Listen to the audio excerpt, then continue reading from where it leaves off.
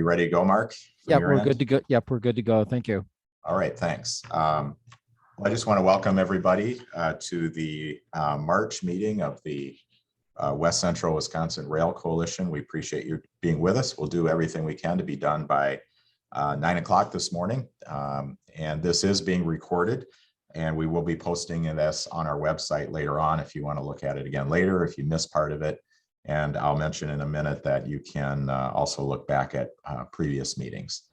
So Mark, I'm going to share my screen and go through just a few updates for people. And you should be seeing just a screen that gives some background information about the Rail Coalition.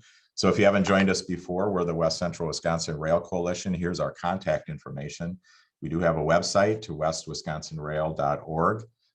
There's some information here about how to contact us, and we normally have a monthly membership meeting at 8 a.m. on the third Thursday a month via Zoom. And if you do go to our website and you'd like to become a member, the annual fee is pretty nominal. You can just click the green join button when you get there. So what we're going to do today, I do have just a few updates for you about what the coalition has been up to since our last meeting and some of the things we're working on. And then the bulk of our program today will be with Rick Harnish from the High Speed Rail Alliance.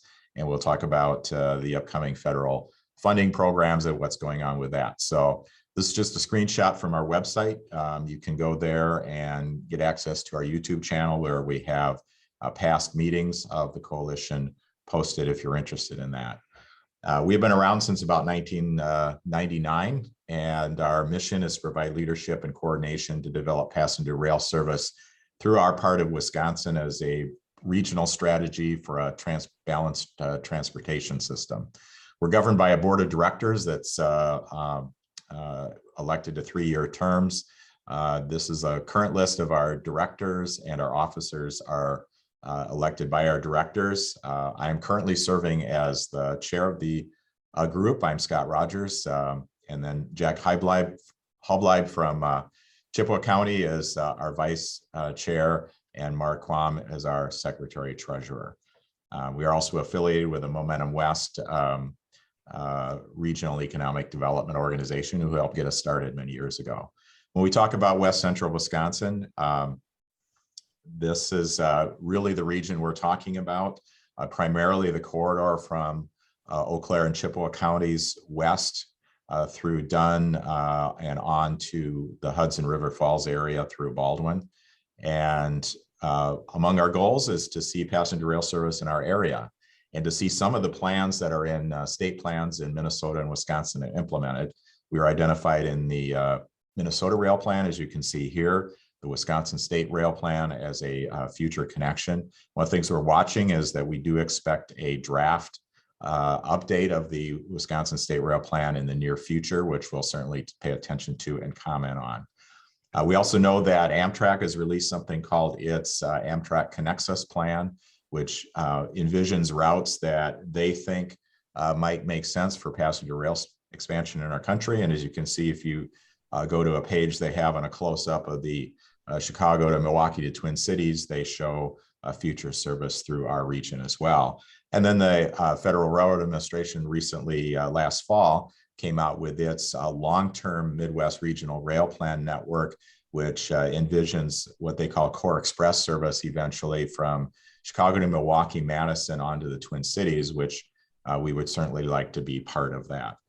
Our organization for the last few years has been working hard to look at other things going on in the country that can help lead to a successful passenger rail service for our region. So things like stationary development, authorities, commissions, joint powers, authorities, and others who have taken active roles in management of local corridors and even innovative operations where Connecticut, for instance, contracted with Herzog to run its new Hartford line between New Haven, Hartford, and Springfield. So when we look at what we're trying to work for in our region, some of the options that we think are possibilities are a frequent regional corridor between Eau Claire and our communities in the Twin Cities, TCMC stands for Twin Cities, Milwaukee, Chicago, which is the efforts to increase routes and frequencies between Chicago and the Twin Cities through Wisconsin. Future routes on that may operate through the Eau Claire region, and throughway shuttle connections from our core to cities to existing Amtrak stations, such as being able to grab a shuttle in the Chippewa Valley, such as in Menominee or Eau Claire, and go to Toma and connect with passenger rail services there. So we have been working to advance our objectives. We have the Chippewa-St. Croix Rail Commission that's been formed among the public entities in our region. And then the Rail Coalition itself, if you were attending last month's meeting, we talked about some of the work groups that we're in the process of putting together to work on things like communications, advancing public-private partnerships, transportation planning, legislative relations, pursuing the transit connections, and working with allied groups. And so we would invite you, if you are interested in getting more involved and haven't already raised your hand, here's some of our contact information. Send us a note and we'd be glad to connect you with what's going on. Some of the other things that we've done since we last met in that area of pursuing public-private partnerships, there is a group of contract operators, private organizations that do primarily commuter services at this point. So you will not see these organizations' names on the side of any rail passenger equipment, but they work to contract primarily with commuter agencies and others to operate passenger rail services on a contract basis. They say they're competitive and they're interested in doing more of that. And those organizations, Herzog, Keolis, and Transdev, have formed something called the Association for Innovative Passenger Rail Operations. And they're looking to work with more communities, states, and others to help implement passenger rail service. So we have talked to them about how that might be a possibility for our region. Specifically, one of those, Herzog, is a company that has a lot of operations around the country. The map, you can't really read the type here, but they operate such services as the CT Rail for Connecticut, the streetcars in Kansas City, the rail runner in New Mexico, and others. And they're interested in doing more of that. And we've been able to talk to them about how that might work. And so we are pursuing things like that. We've also talked, of course, here in the past about the fact that we've had 6 municipalities and 3 counties along the Wisconsin side of our corridor pass resolutions to get together to join up and become the Chippewa-St. Croix Rail Commission. And these are the list of the counties and municipalities involved. There was a rail commission meeting earlier this month on March 2nd, working on having the next one sometime in the latter half of April. And we were able to hear at that meeting from Arun Rao from the Wisconsin Department of Transportation about what's happening in terms of rail planning. We also had Ray Chambers from AI Pro and Greg Baxter from Herzog talk about the interest of the AI Pro group and looking at being part of our corridor as well. So we'll be keeping an eye on that. And then another event that happened just last week, Wisconsin DOT, Minnesota DOT, Amtrak, and the Federal Railroad Administration and the Canadian Pacific decided to have a celebration of the signing of the federal grant contract that was primarily coordinated by Wisconsin DOT for the TCMC project. That's Twin Cities, Milwaukee, Chicago, a second train on the current route through La Crosse. And at that meeting, some of the people that spoke were, if you look at the pictures here, the upper left, you'll see Arun, who was kind of the master of ceremonies, and looking to his right and our left, Amit Bose, the Federal Railroad Administrator, Trista Mattacastillo, who is the Ramsey County Chair in Minnesota, which is the St. Paul area, Tracy Miller from Canadian Pacific, and you have Amtrak President Stephen Gardner, who you see there also on the right. And then we did get a group picture of some of us who are there. You see Mark on the far right. Also, Senator Brad Paff from La Crosse. I'm in that picture. And the other person about my height was a Craig Thompson, who's the Wisconsin DOT secretary, who spoke there as well. Phil Swanhorst next to him, who is from the Labor Council here locally, and then Andy Hauk from the Smart Transportation Union in Wisconsin. And this is what the TCMC is. That's a second frequency between Chicago and the Twin Cities over the current route. And one of the things we're particularly interested in, as well as having that other option, is that there's serious consideration being given and planning into having intermodal connections, shuttles from places like Eau Claire to Toma to connect with that, and possibly also the Empire Builder. This is a sample schedule that WSDOT showed us as to when that's fully implemented, what a schedule might look like, let's say if that shuttle started in Menominee. So we'll be following all of these developments. There was recently a agreement signed between Amtrak and Canadian Pacific. And when they supported Canadian Pacific's plans merger with Kansas City Southern, Canadian Pacific also agreed to an earlier potential start date for TCMC. So instead of late 2024, we could see it start much earlier than that, and planning is going into making that happen. Also, just want to tell you about a couple other organizations statewide that are involved in advocacy. All Aboard Wisconsin is a multimodal advocate group.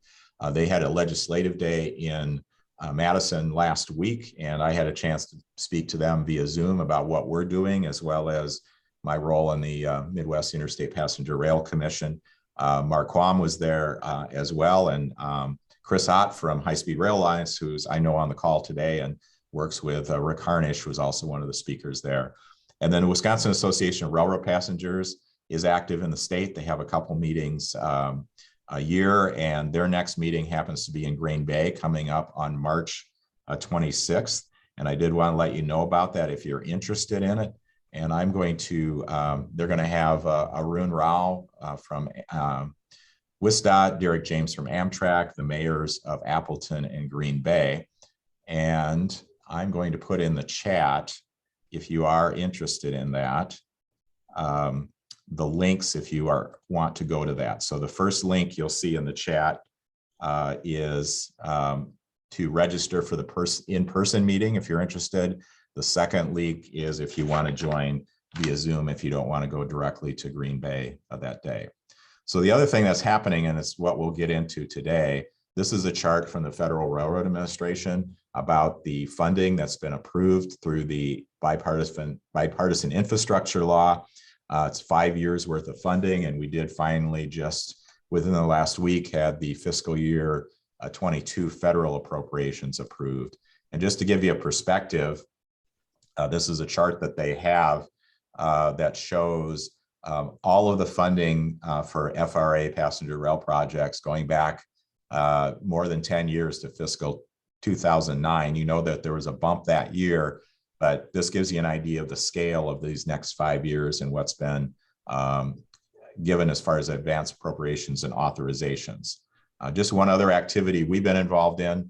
The FRA has been tasked with coming up with a corridor identification and development program to help create priorities for how that new infrastructure money is going to be used. They solicited comments for that, and special thanks to Ann Schell and Jeff Abbott on our group, who are transportation professionals.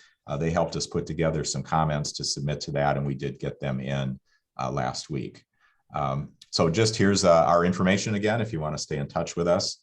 And that's a few of the updates on what the Rail Coalition's been up to.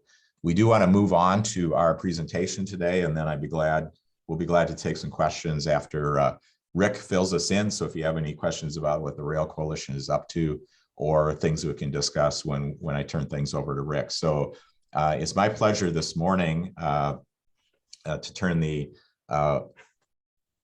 podium, if you want to call it that, over to Rick Harnish. Rick is the Executive Director of the High Speed Rail Association, has been a tireless advocate in focusing really on the whole spectrum of what needs to happen for passenger rail service in this country. And lest you think he's only interested in bullet trains, I think the interest is in an integrated network, which is, I think, very a positive and far thinking. And also the High Speed Rail Association thinks long distance trains are important and we need to have those. So I won't give him a long introduction. I'll just make sure he has enough time. So would you join me in a virtual welcome to Rick Harnish. Rick, over to you. Thank you very much. I really appreciate you having me here today. I am glad to see there's some progress with adding the second train between Chicago and St. Paul. And hopefully we can keep things moving at a faster clip so we can start talking about multiple daily frequencies with service to Eau Claire. For those who haven't met me before, the High Speed Rail Alliance is a 501c3 nonprofit. Our primary role is to help people throughout the country who want trains to be informed so that they know what is possible and how they can help make it happen and when they need to help make it happen. And we put a special focus on the routes coming to and from Chicago, because Chicago is really key to making anything between Harrisburg and Sacramento work right. So if we can get a big base of support out of Chicago and all of the, and as you go out, get more people connected to this, I think we can really make something happen. Let me see if I can get this presentation up. So I'll talk a little bit about today, about the process of, we have some money. The next trick is going to keeping pressure up on the agencies to implement quickly and well. And I'd want to give a little briefing on how that could work or what the process is. And I want to point out, you know, the reason we do this is because people like to see each other face to face. Things just work better face to face. We do have this new tool called Zoom, which allows us to connect more frequently, but there's things you just have to do there in person. And not only do trains help you get around more often because they're safer, they're less expensive than driving, they're more productive, but you can actually stand in a bar car in many trains and talk to each other while you're traveling. And this picture I actually took on the 25th anniversary of 186-mile-an-hour trains in Spain. And that was several years ago. And I continue to be frustrated that we don't have any of this here in the US yet. As Scott pointed out, we do believe in an integrated network. You can't make it with three types of track working together. Shared use, probably about 80% of the network, where the passenger trains are going no faster than 90. The planning in the Midwest has been 110, but really for practical reasons, it should be no faster than 90. But if you invest in the right kind of infrastructure, this can work very well. And that metro train, there's 90 passenger trains a day on that line to Elburn.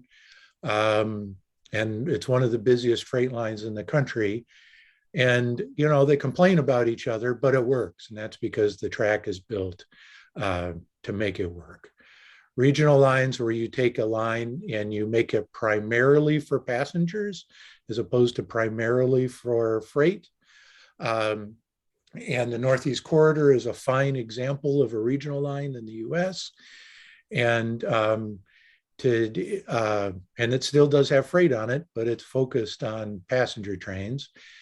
And then we would probably use this out in the country in places where there are just a few freight trains a day, maybe like a line that goes through Eau Claire, or to get into cities so that you don't have to punch a new right of way to get into the city.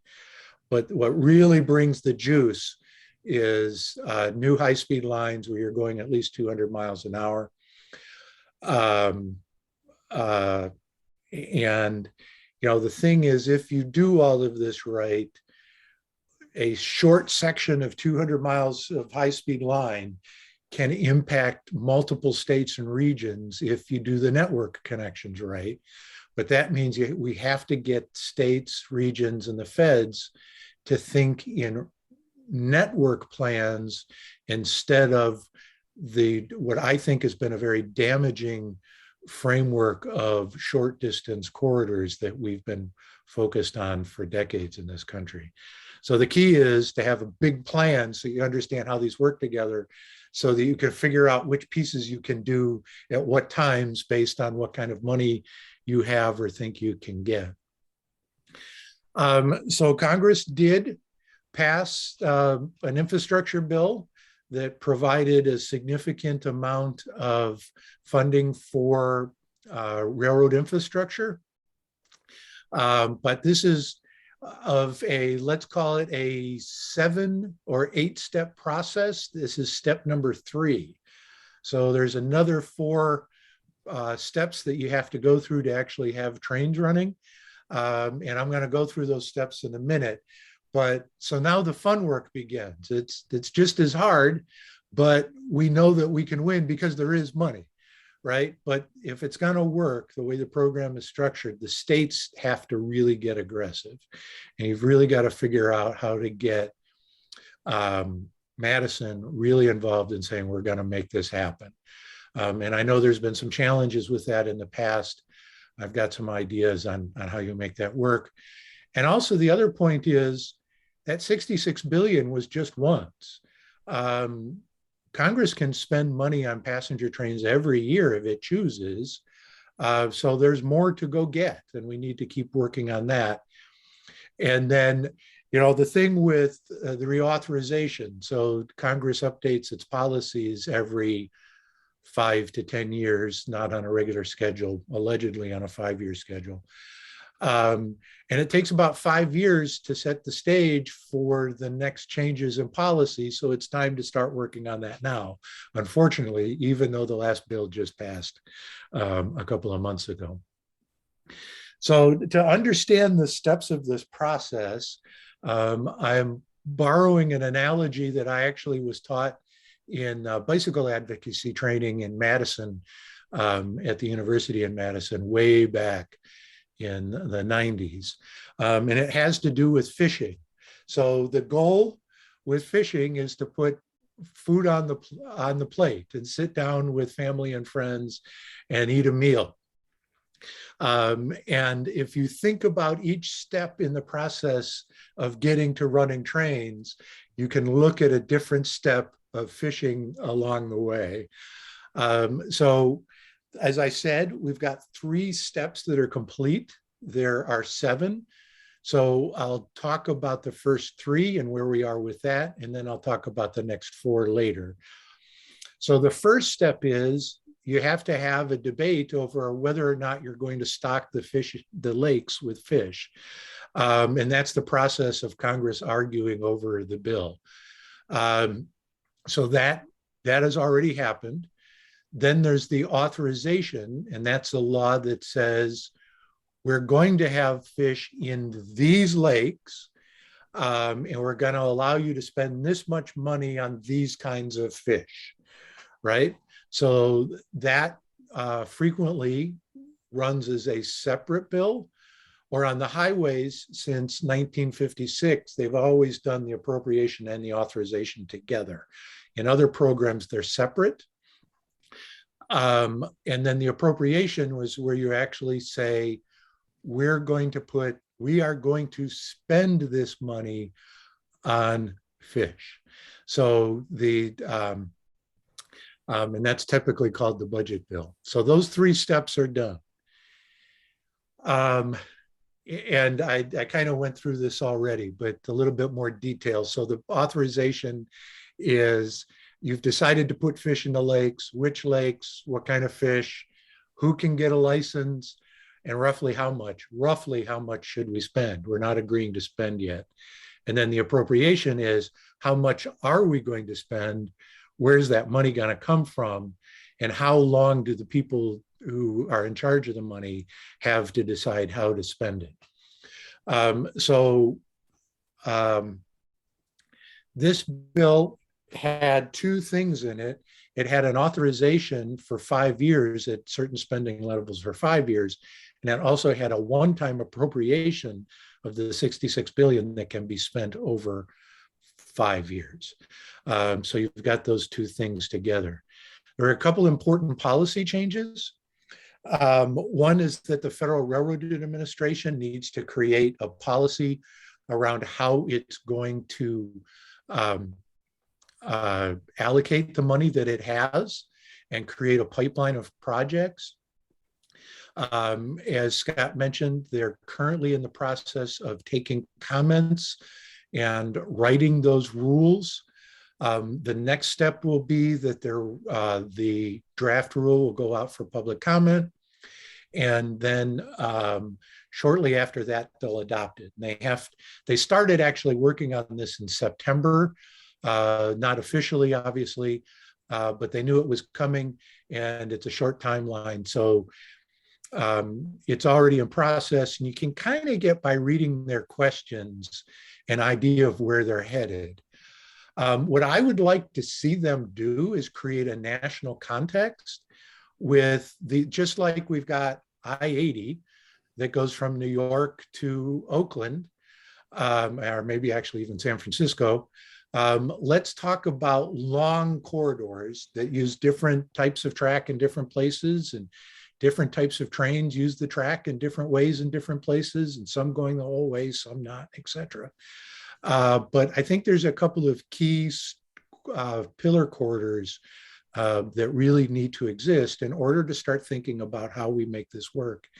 And that's especially true, unlike Minneapolis to Miami, because there's lots of, if we still accept this framing, which I think is a bad one, of short distance corridors, there's a whole bunch that overlap between Minneapolis and Miami, or between Omaha and New York. So the planning works better if you actually think about the big picture and implement in steps. I'm very happy that they changed. They just went through and did basically a change and replace the word business as it relates to Amtrak. They did a change and replace into service. So I think that's a step in the right direction towards recognizing that passenger railroads are in fact a government service, not a for-profit business. So that's a very good step in the right direction. They have said that the long distance trains should play a bigger role, and we should start thinking about expanding the network. Unfortunately, they have not created a good mechanism yet for actually doing that work. Amtrak still feels that this is not their most important business, even though I think it is. And that in these, as we talk over the next 5 years, this is something we need to change. Not only is it with long distance trains where there really isn't a mechanism for doing this, there's the inability for states to take on big projects that impact multiple states. And Chicago, and the access to Chicago, which is in many ways the most important thing we can figure out how to do, is that first 100 miles in each direction out of Chicago. Illinois is not going to take the lead on that. Indiana has one of the most expensive pieces of making the national network work. They're certainly not going to take the lead on that. The only entity that has the power to take the lead is Amtrak. And again, they don't feel that's in their power to do. So what do we do about that? We just keep pushing, and right now we focus on what can we get done with the money that we have and the structure that we have.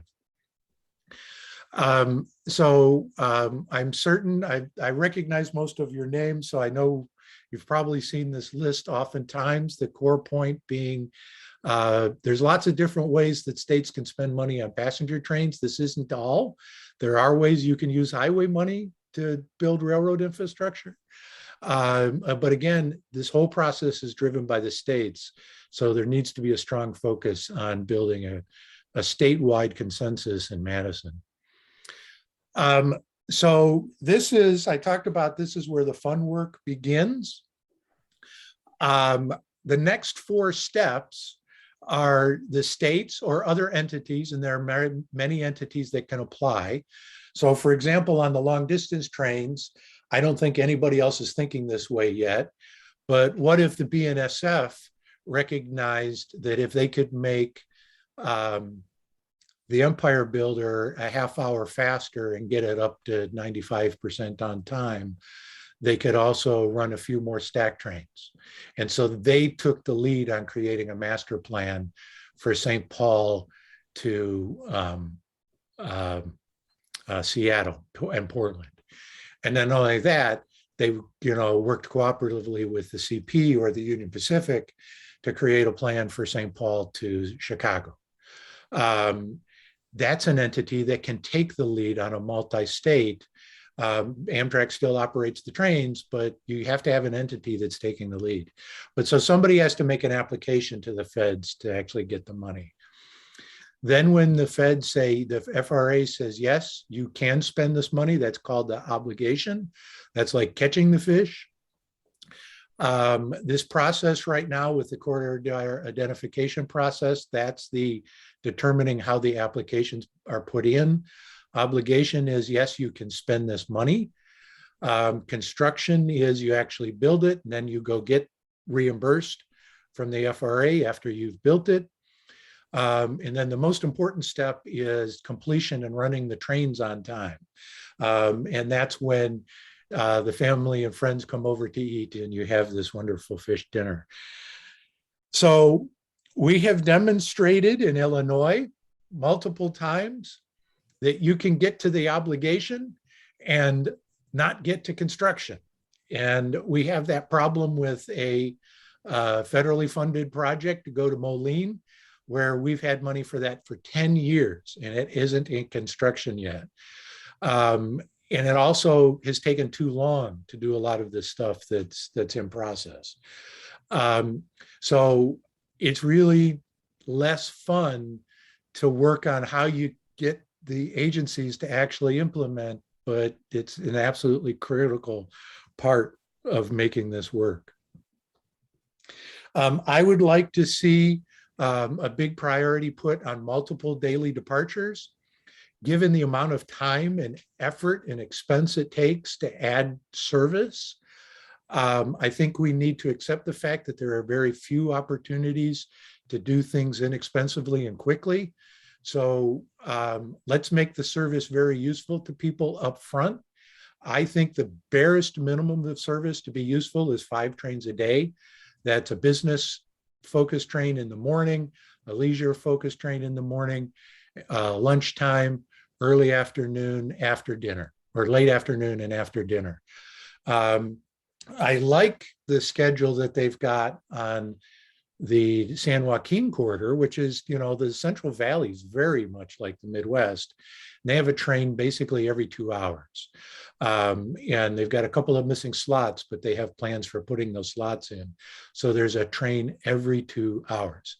And that's what it should be between St. Paul and Chicago at the minimum. It should be 5 at the minimum. At every 2 hours, you're getting reasonable. At every hour, now you're really cooking with gas.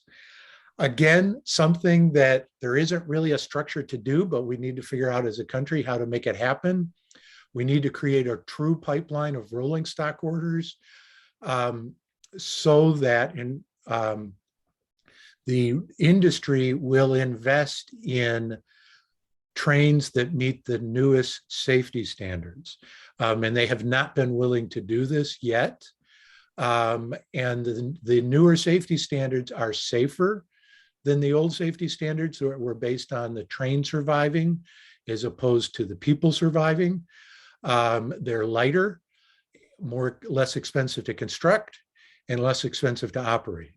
But we need to create the circumstances where the industry will invest in building those 2 types of trains. We do have 3 train sets built to those new standards. The Caltrain bilevels for uh, uh, the Caltrain service in San Jose to San Francisco, the Silicon Valley, the flirts that are running in Texas and soon in California, and then the new Acela trains. So it is possible, but we need to really step that up. And again, this is something the FRA needs to take a different kind of leadership position on to make sure it happens. And then we also need to figure out where these super high priority projects are. So at the same time that we're picking off some stuff so that 2 years from now we can cut some ribbons, and then 3 years from now we can cut some ribbons, get more people riding the trains. We also need to start figuring out the big high impact stuff and getting that underway. For Eau Claire, there's a couple of these. One is the difficulty of connecting St. Paul to Minneapolis. It's a high impact project that impacts a lot of different things. It's going to be kind of hard to do, not super hard. If we were in the highway department, they would just do it.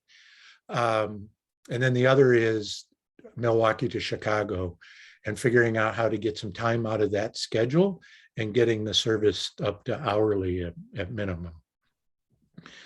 The best thing that can happen this year is that when the FRA opens up the application for, says, okay, it's time to make applications, and that's called a notice of funding opportunity.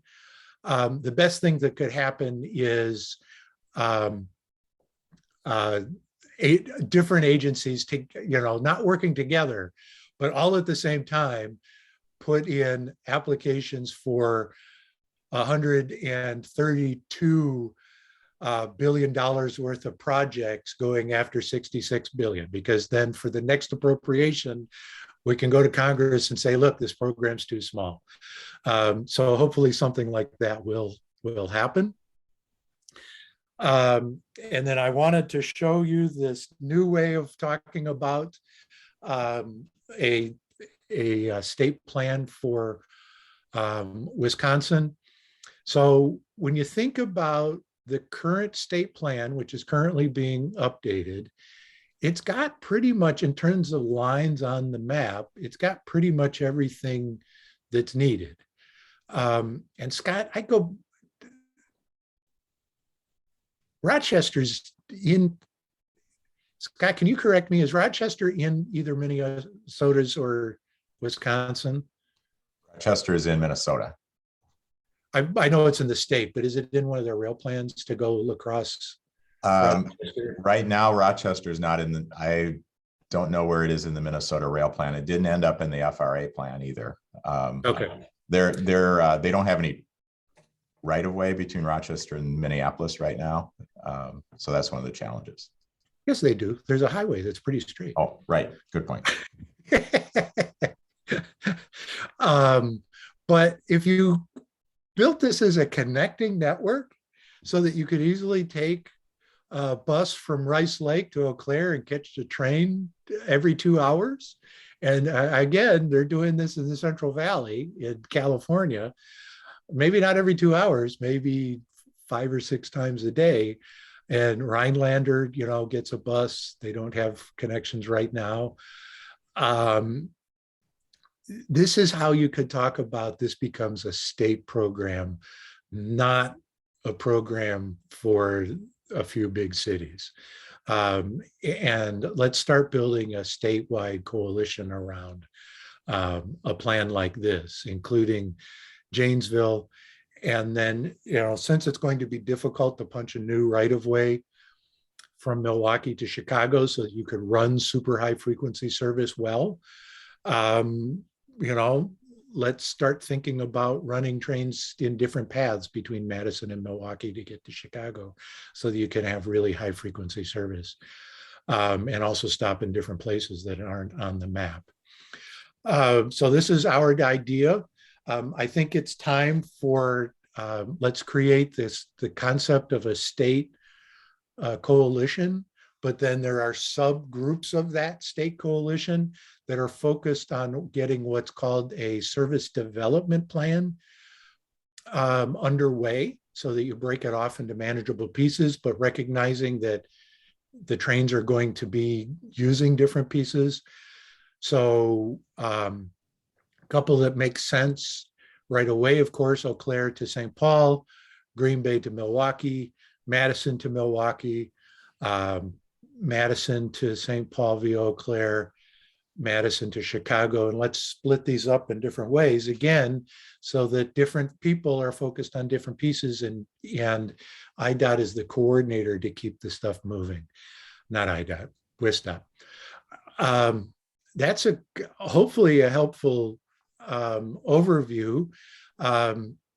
We have what I call a really fun prize closet that we don't even have everything that we've got in the closet on the website. But if you go to highspeedrail.us/swag, we've got some model trains and some hats and things.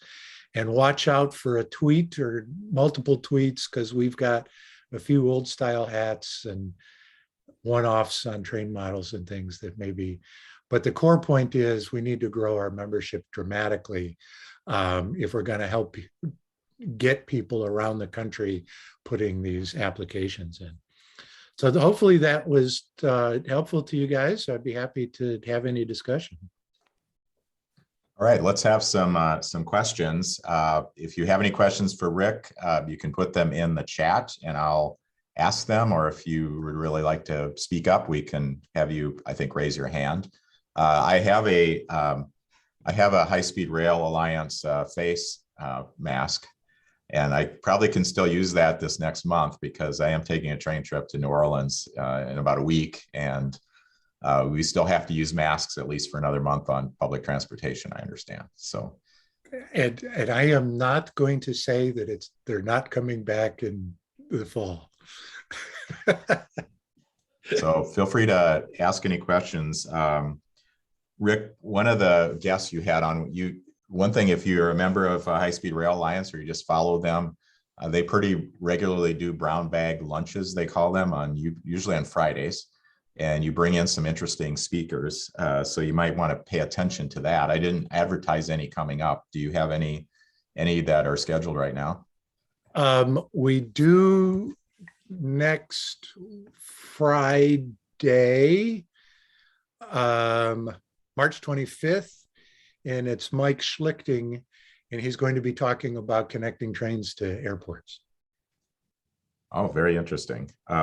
So we do have a question from Bill Draves. He said earlier this week, we heard Amtrak might be considering a route to Green Bay. What do you know about potential Green Bay service? I do know that Amtrak is working on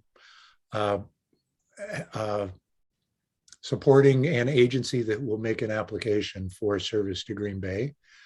And I think that's very exciting. And hopefully we can persuade that agency to think in the 5+ for frequencies as opposed to just 2 or 3. All right, yeah, and to add on to that, if you look at the Amtrak Connexus plan, they do include the current routes in the state rail plan, which are Green Bay, Madison, and then additional Twin Cities routes through Eau Claire. And we do know that Amtrak is working on some analysis of all of those, so we'll see what that has to say. Rick, one of the brown bag lunches you had in the last few weeks, you did actually have Peter Schwartz from FRA on, talking about, I think, some on the corridor identification program, I think primarily about the FRA long-term vision, the plan they released last fall. A couple of questions related to that. What do you see as that FRA plan's impact on what we're trying to accomplish now? Is it a value? Oh, it's hugely valuable. So most importantly, it's the first time that a government agency, and especially at the federal level, has said that we should build high-speed rail in the Midwest. So that in itself is a huge, huge step forward. And it's frustrating, Chicago to St. Paul is the same distance as Madrid to Barcelona. And, we've got the driftless area, but they've got huge mountain formations in between. And they're doing it in 2.5 hours and have been for over a decade. And we keep having study after study showing that this is a fantastic market for high-speed rail. But this is the first time a government entity has done it. It creates more credibility for the process as we talk about creating a phased plan. It sets the stage again for talking about really the hard part, again, on doing service in Eau Claire in a high frequency manner is actually either Madison to Chicago or Milwaukee to Chicago. And so to get there, you need to be really talking much bigger than the states have been talking today. So I'm really excited about it and hope that they will continue to build on that. And especially creating a formal link with the plan at Nashville, because the Southeast plan meets the Midwest plan at Nashville. One of the other things I distinctly remember coming up during that meeting, and I think I'm almost quoting Peter word for word, because someone there asked about, is it just Amtrak that can develop these? And I remember him saying something like, Amtrak is not the only game in town. And we've talked about, we know about Brightline and Texas Central, and we've had some conversations with the AI Pro group, and they're interested in taking advantage as a business opportunity, working with more states on contracting for some of these lines. What's your perspective on entities other than Amtrak getting involved in implementing these new FRA or these new funding opportunities? So we've got a really, really big country.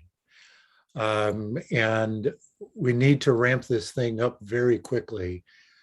I have a hard time imagining one entity handling all of that. So we really need to have multiple entities involved.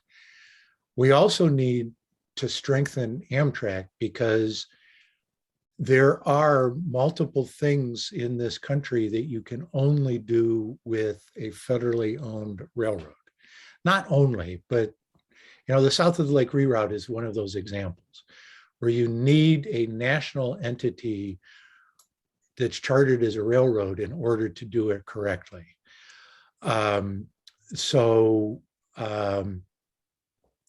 We need to have both. We need Amtrak to really grow, become much more aggressive than they are, much more innovative than they are, grow much more quickly, and we need other entities doing different pieces of it. We have another question in the chat asking about the prospects for the California, Los Angeles to San Francisco train. I wish we could be spending a lot more time in California right now at this moment. The best thing that you can do, the only way that we're going to prove that high-speed rail works is to build a high-speed line. And having a high-speed line in the Central Valley in operation, I think would be a game changer. Unfortunately, the state made some mistakes in ramping the program up, and people can't get past the mistakes and recognize that now they have a fantastic plan. And so you've got that the circular argument of doom, where the legislature is saying, well, you're never going to finish this because you don't have enough money to finish it. But nobody's telling the legislature strong enough, well, the reason they don't have enough money to finish it is because you haven't given them the money. And that's the fight that's happening now. And I wish we could be more involved in that at this moment. So one of the things you tend to bring up ideas and prospects of things that should be happening a different way, or you mentioned what if BNSF took a lead on a passenger rail project, which is one of the major freight railroads. One of the issues right now in expansion of passenger rail service is the relationship between Amtrak in particular and the freight railroads.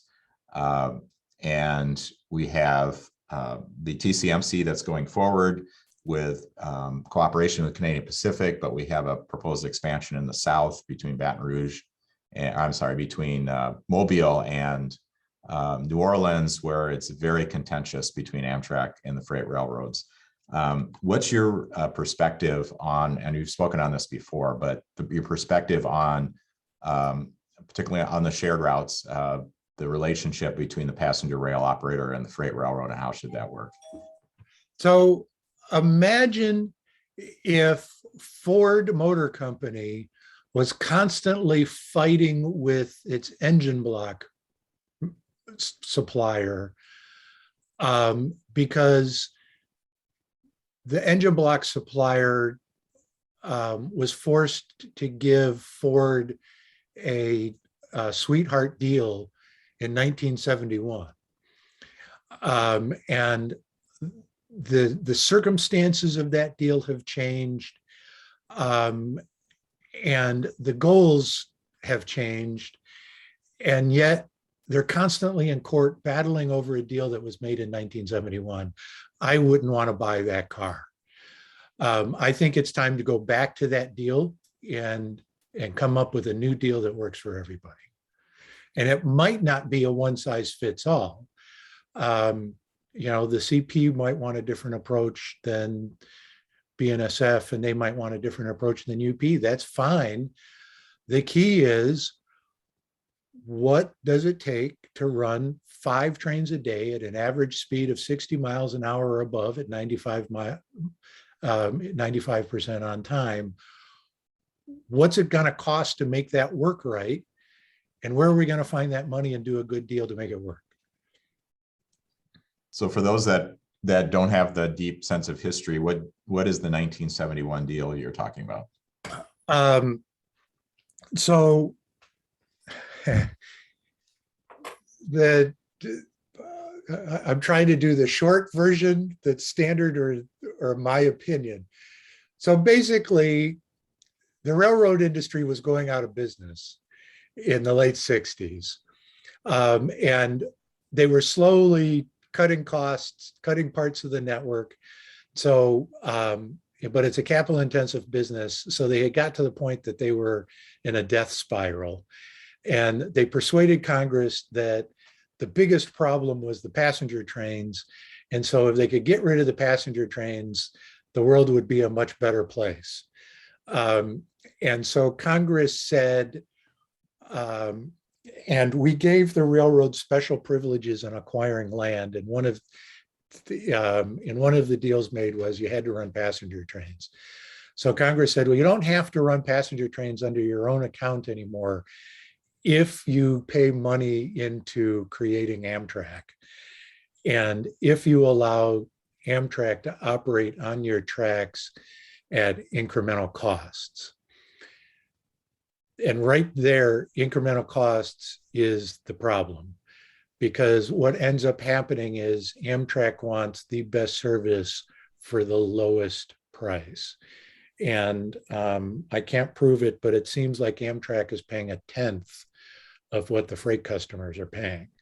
And yet they, by law, are supposed to have much better service than the freight customers. So therein lies one of the core problems of why we don't have high quality passenger trains in this country. And that's a thing we have to fix. Amtrak can fix it on its own if it chooses to. That's not the route it's choosing to go on a couple of projects. There is a legislative fix. Again, it's time to start talking about that legislative fix for the next authorization. All right, and we have a question from Jackie Pavelski. Jackie, you want to go ahead? Hi, Rick, I want to thank you for your presentation, because I think it was really, really insightful. I even liked the fishing analogy, but I like the special topic that you really pulled out of that 8-step process, if you will. One of it was calling the importance of the Wisconsin network, you know, what that means to us. Not many have included that information in their presentations and etc. But I, for one, you know, we are having a great start in terms of working with collaborative efforts, including, you know, there's regional participation and etc. But what we really failed to do is to talk about the value of these little projects, if you will, or what brings that together from a regional perspective. I, for one, always felt that our Eau Claire to the Twin Cities was opening the door in terms of the potential of further services. And that certainly is the goal of the Twin Cities to Chicago. Okay, but you have to start somewhere. And the realization, how the Fox Valley plays into this Madison-Milwaukee connection, the success of the Hiawatha are all good reasons why we should continue and states should be more aggressive. So my question to you basically is, I think this is another avenue that we could actually focus on the importance of this through the state rail plan. The state rail plan, went through Connections 30, and it was changed in terms of multi, but I really think there's value in this state rail plan as we better meet the FRA, goals and objectives, our state objectives, and the regional objectives. And so I'm wondering what you think. I think that it's super important when it comes out for public comment. Yes. To celebrate the good stuff in it. And I'm sure there will be lots of good stuff in it.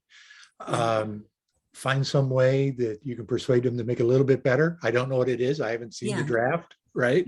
But we should always be asking for something a little bit better while celebrating the progress. And then the bus connections are going to be very important. And let's start building a coalition around the whole state for a statewide public transit network where the trunks of the network are the long distance trains, and long distance in this, the European, the intercity trains. So that you take a local bus, you take a train to another city and you get on a local bus. It's all an integrated network. And let's figure out how to get especially the region just west of Racine to be engaged in that in some way, and a couple of key districts up in northern Wisconsin. Very good. Thank you. All right, we're basically out of time, but Rick, any closing words for us? No. Thank you again for having me. Hopefully we can come up there in the near future, and anything we can do to help get one of those. And I'm sorry to be very specific, a FLIRT DMU or some equivalent of it running between Eau Claire and St. Paul on a frequent basis in the near future. I want to help make that happen. Okay, and FLIRT is not in action, but a particular piece of equipment you're talking about, right? Yes, I'm sorry. It's a specific type of train. Okay. And that's operating in Texas right now. It's Stadler is the manufacturer, is that right? Stadler's the manufacturer. And we have a problem in this country where Alstom makes the high-speed train. Siemens makes the conventional heavy-duty freight type train, or one that can run in heavy-duty freight service. Stadler makes the lightweight DMU. We've got to get the bigger industry so that it's not a specific one. All right, terrific. Well, thanks so much for your time today, Rick. We appreciate everybody who's joined us, and we'll look forward to seeing you next month, and stay in touch, everybody. Excellent. Thank you.